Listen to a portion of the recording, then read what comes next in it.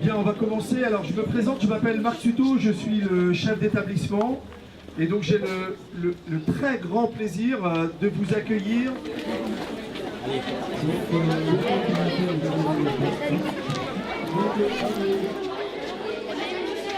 Après Lise, Maël.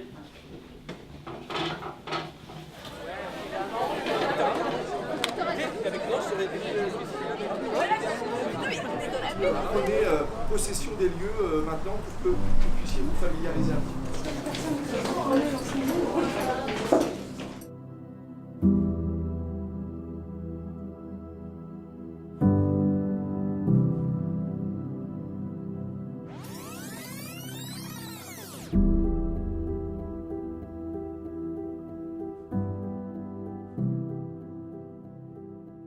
Si le projet d'un établissement scolaire germe bien avant la Révolution, il faut attendre 1849 et l'arrivée de M. Charil, curé de Saint-Louis, pour que les frères arrivent à Lorient.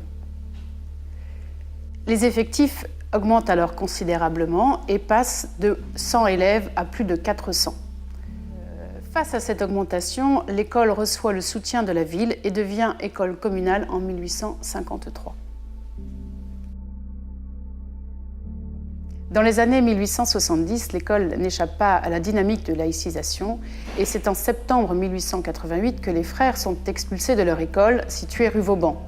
Par chance, l'Église et les familles lorientaises les soutiennent et l'école est construite rue du Plex et accueille les élèves en septembre 1889. Entre 1914 et 1918, l'école accueille l'hôpital militaire. Malheureusement, suite à la guerre, les frères sont contraints de retrouver leurs locaux exigus des rues Vauban et du Quédic. Il faudra attendre 1931 pour que l'école bénéficie de la qualification d'école technique. Elle aura alors 300 élèves.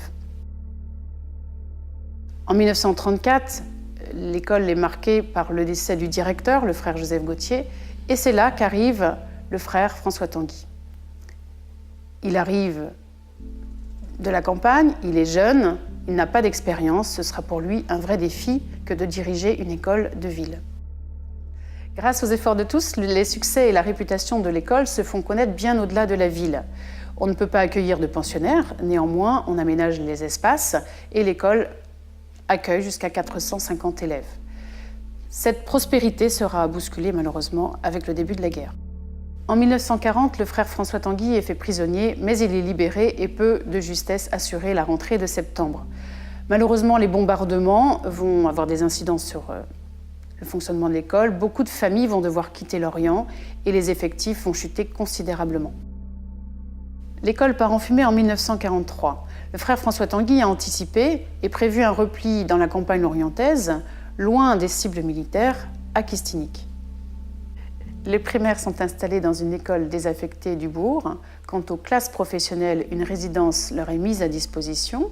Et pour les aînés, les cours complémentaires et les classes de secondaire, ils bénéficient d'un cadre privilégié, celui d'un château au cœur de la forêt. Jusqu'en 1945, 200 internes y vivent sous les bons soins des frères.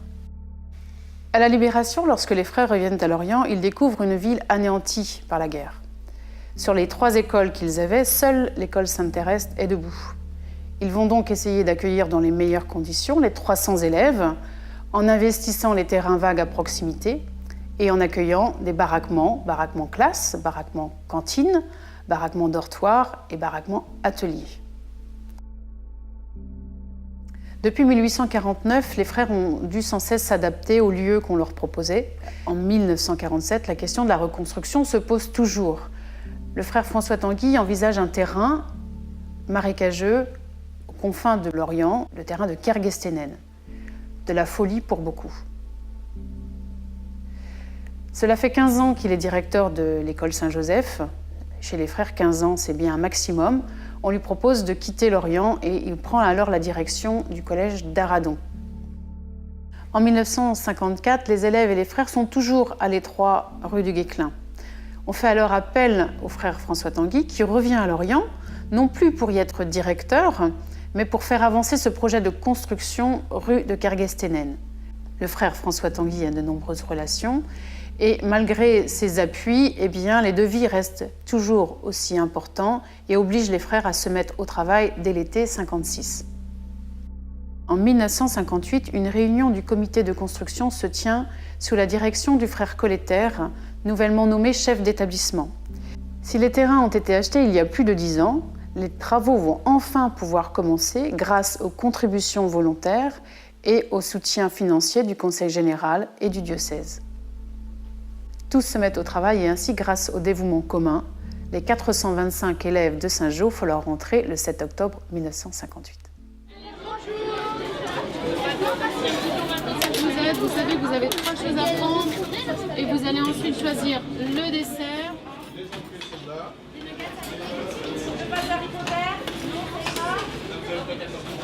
Voilà, la même chose. Alors, vous avez le droit, je vous explique. Bon, c'est bon, on peut prendre. Oui, je crois que le dessert. La chorizo-une.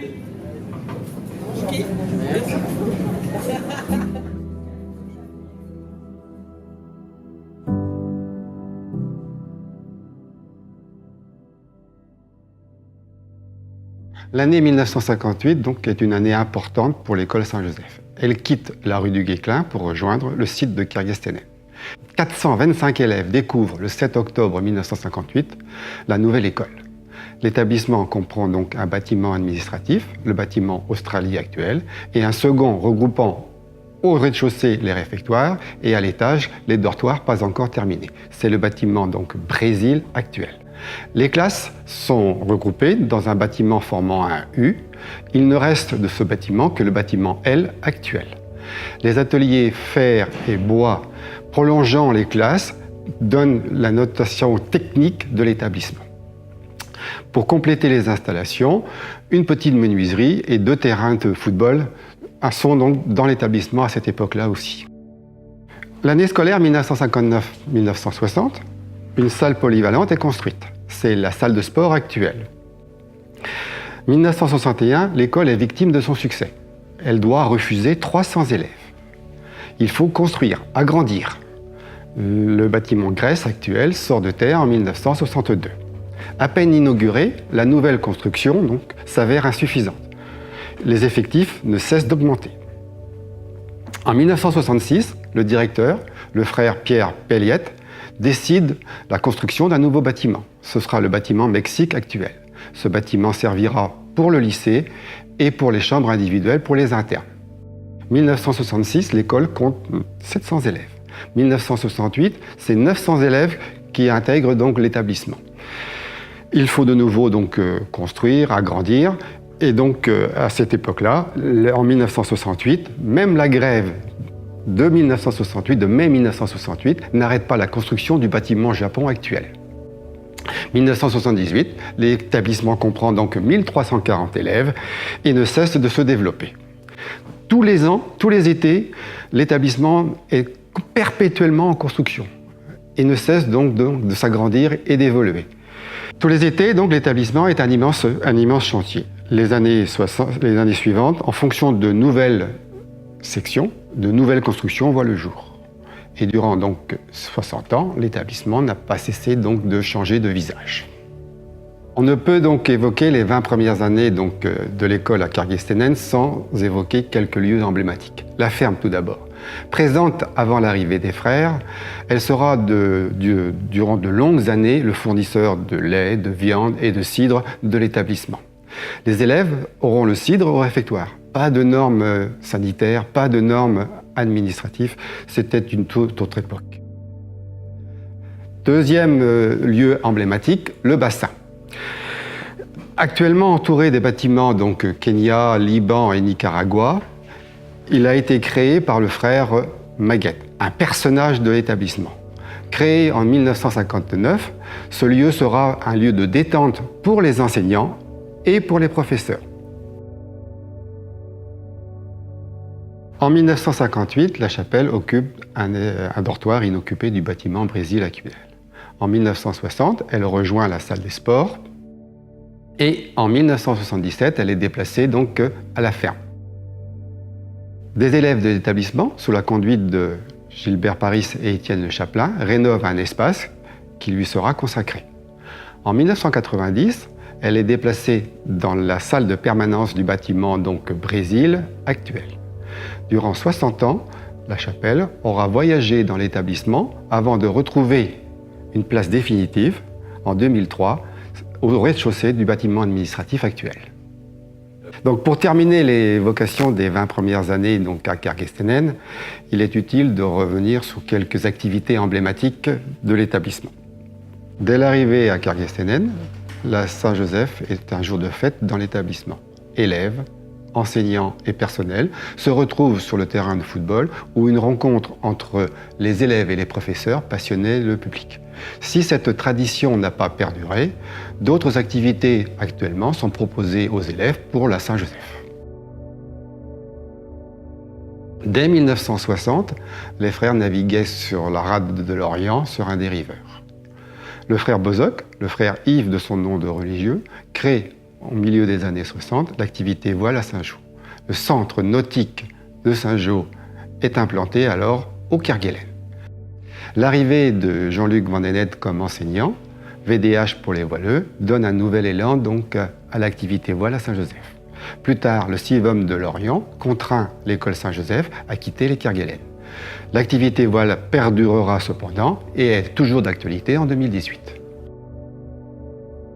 N'oublions pas la pastorale. À la fin des années 1960, le frère Édouard, Guy Le Krugel, suit une formation en catéchèse.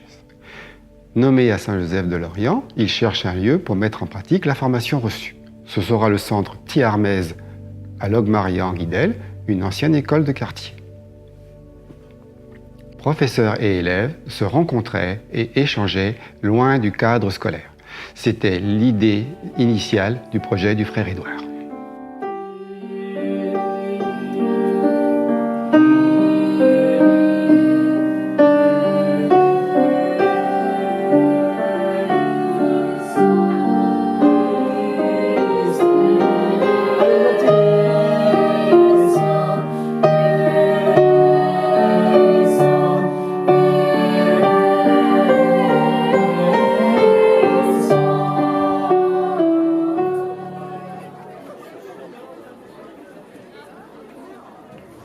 Dans le concret, à Saint-Joseph-la-Salle-Lorient, les idées et les projets sont nombreux en 2018.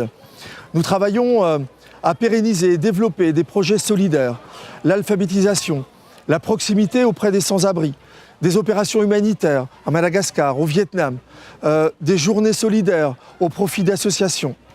Il nous faut aussi poursuivre sur le chemin de la parité pour davantage de jeunes filles dans les filières industrielles. Nous devons finaliser la rénovation des espaces de l'enseignement général du lycée professionnel. Un rêve serait de mettre en place le projet d'un nouveau complexe sportif. Nous devons aussi consolider le magnifique redressement de l'école Saint-Christophe-la-Salle. Enfin, il nous faut multiplier les partenariats pour encore davantage d'échanges à l'international, de façon à ce que des jeunes, notamment du lycée professionnel, puissent aller faire leur période de formation en milieu professionnel à l'étranger. Voilà, le travail ne manque pas, l'enthousiasme non plus. Merci de votre intérêt pour cette belle œuvre éducative, pour son histoire et toutes les belles choses à réaliser encore. Au revoir.